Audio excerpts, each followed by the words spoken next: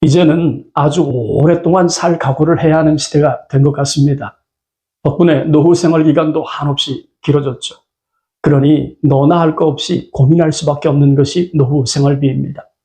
기나긴 노후를 버티려면 적지 않은 돈이 필요한데 소득은 턱없이 줄어들고 의료비는 가파르게 증가하고, 그렇다면 앞서 은퇴하신 6070 세대 형님들은 지금 노후 생활비를 어떻게 조달하고 있을까요? 안녕하세요. 은퇴살이 40년을 고민하는 고갈TV 이종범 소장입니다. 고갈TV를 시청하는 여러분, 혹시 은퇴하셨습니까? 그렇다면 노후 생활비로 얼마를 지출하고 계십니까? 2023년 KB금융주주 경영연구소가 공개한 노후준비 진단과 거주지 선택 조건 보고서에 따르면 노후에 기본적으로 의식주를 해결하는 수준의 최소 생활비는 평균 251만 원이라고 발표를 했어요. 물론 해마다 그 비용의 크기는 달라집니다.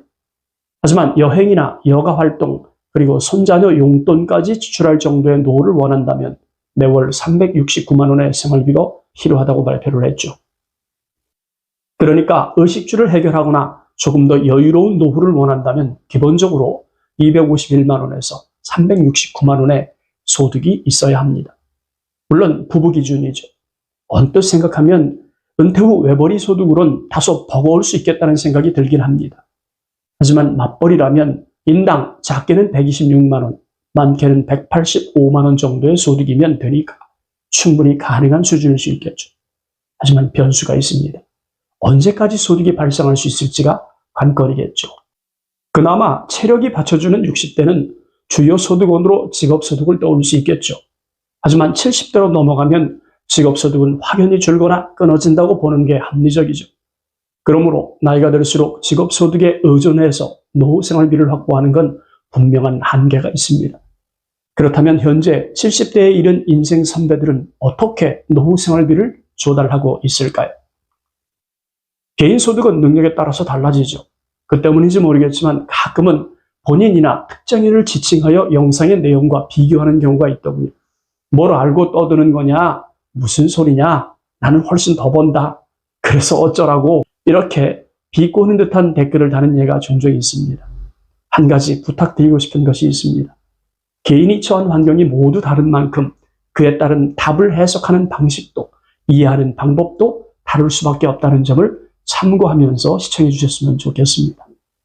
은퇴하기 전에 은퇴 이후 수입과 지출을 고민하면서 아주 착실하게 준비를 했다면 아마도 보다 나은 경제적 노후를 보일 수 있지만, 그렇지 않다면 은퇴 후 소득과 지출에 대해서 많이 실망하는 일이 벌어질 수 있을 거예요.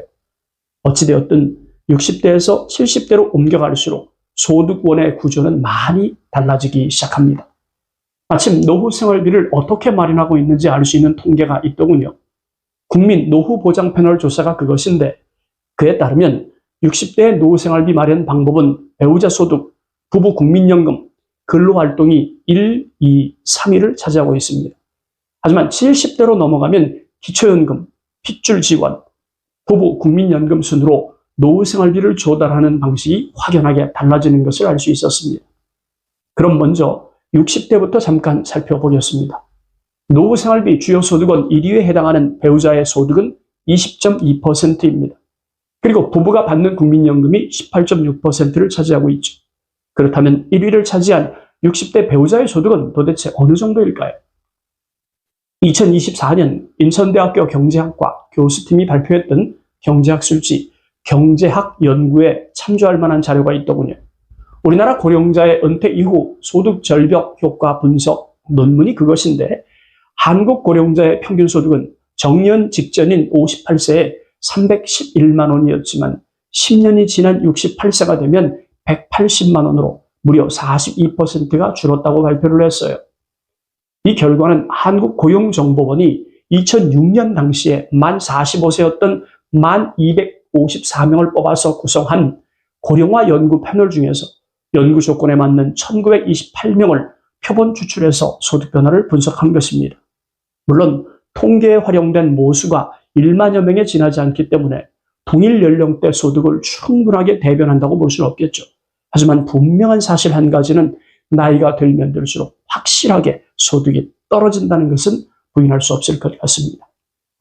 이번엔 70대 노후생활비 마련 방법을 살펴보죠.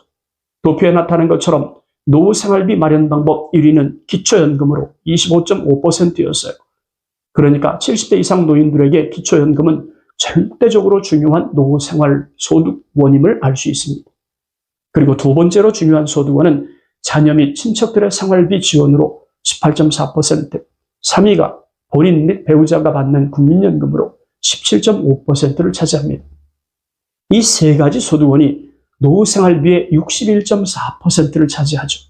그러니까 70대 어른들에게 정부와 자녀들의 지원이 줄거나 끊어지면 그야말로 노년기 삶이 위험해진다고 해석을 해도 무방할 듯 싶습니다. 도표에 나타난 것처럼 60대에서 70대로 넘어가면서 배우자의 소득 의존도는 급격하게 떨어지고 기초연금과 픽처 지원 의존도는 급격하게 증가하는 사실을 확인할 수 있었어요. 나이가 들수록 국가나 픽처에 의존하지 않으면 노후 생활비를 조달하는 것이 쉽지 않다는 것을 알 수 있는 대목이죠. 그렇다면 70대 입장에서 기초연금 수급액은 매우 중요한 화두가 될 수밖에 없습니다. 문제는 기초연금을 지급하는 재원이 국가 및 지자체의 세금으로 충당한다는 사실이죠. 여러분도 알다시피 국민연금은 내가 낸 돈을 돌려받는 것이지만 기초연금은 전액 국민이 낸 세금으로 지급받는 차이가 있는 거죠. 정리하면 직장인의 경우 나와 사업장이 낸 돈을 합해서 돌려받는 것이고 사업자는 오로지 자신이 낸 돈을 돌려받는 구조인 반면에 기초연금은 전 국민이 낸 세금으로 지급받는 셈이 되는 것입니다. 물론 세금으로 형편이 아주 어려운 분들을 지원하는 걸 뭐라고 할 수는 없어요. 하지만 주택이나 자산이 충분한 분들도 기초연금을 수령하는 문제는 찬반이 엇갈리고 있는 것이 사실입니다. 이런저런 이유로 기초연금을 못 받는 사람은 형평성이 맞지 않는다는 쪽이고 경제적으로 어려운 분들은 돈 있는 사람이 양보해야 자신들이 산다고 하소연하는 분들이 적지 않은 상황이죠. 그렇다면 국민연금은 문제가 없을까요? 국민연금 수급 개시 연령에 도달했는데 소득이 있는 업무에 종사하고 있다면 연금 수급 개시 연령으로부터 최대 5년간 국민연금 수령액이 감액되기 때문에 국민적 반발이 심한 상황입니다. 연금 감액 여부를 판단하는 기준은 월평균 소득 A값이죠. A값은 국민연금 전체 가입자의 3년간 평균 소득 월액을 뜻합니다. 2024년 기준으로 매월 298만 9,237원이죠.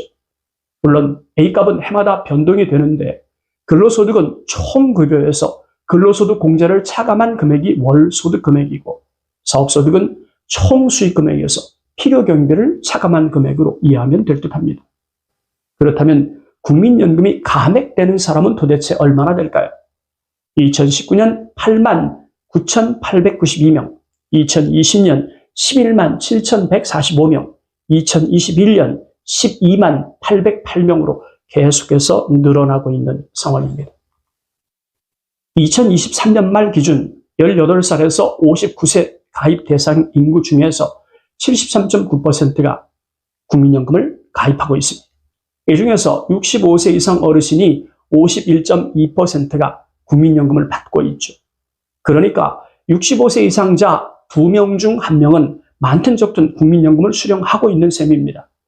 인원으로 따져보면 약 498만 명인데 이 중에서 국민연금을 감액당한 사람은 2021년 소득 기준으로 대략 상위 2.4% 소득자에 해당한다고 볼 수 있어요. 뒤집어서 생각하면 돈을 많이 버는 은퇴자만 국민연금 차감을 걱정해야 한다는 뜻이 되겠죠. 예를 들어서 노령연금으로 매월 100만 원을 수령한다고 가정해 보겠습니다. 국민연금에서 정의하는 소득 있는 금액은 A값인데 이 A값이 2024년 기준으로 289만 9,237원보다 50만 원이 더 많다면 도표에 포기한 산출식에 따라서 50만 원 곱하기 5%인 2만 5천 원의 연금이 감액이 됩니다. 그러니까 수령하는 연금액은 100만 원이 아니라 97만 5천 원이 되는 거죠. 그런데 소득이 많아서 A값을 초과하는 금액이 250만 원이라면 15만 원 더하기 200만 원 초과 소득 50만 원에 대해서 15%를 곱한 값, 그러니까 22만 5천 원이 감액됩니다. 국민연금 수령액은 77만 5천 원으로 줄어든다고 이해하면 되겠죠. 이처럼 국민연금 감액은 최대 5년간 최대 50%까지 차감될 수 있어요. 그러니까 국민연금 수령자 입장에서 분통이 터질 일이기도 하죠. 열심히 돈 벌어서 국민연금 꼬박꼬박 납부했더니 소득이 많아졌다는 이유로 내가 낸 돈을 차감당하는 것이니까 국가가 나서서 내 돈을 갈취한다는 느낌이 들지 않겠습니까? 이런 현상을 보면서 어떤 은퇴자는 이렇게 말하는 분도 있더군요. 나도 국민연금 감액될까 걱정 같은 거 해봤으면 좋겠다. 부럽다는 뜻이겠죠. 그럼 소득이 많으면 무조건 감액이 되는 걸까요? 그건 아닙니다. 만일 소득이 2024년 기준으로 연간 4,800만 원을 넘는다면 연기연금 제도를 이용해서 감액을 좀 피해갈 수 있습니다. 이 제도는 국민연금 수급권을 취득한 자가 연금 수급권을 취득한 그 이후 최대 5년간 연금액의 지급을 미룰 수 있는 제도죠.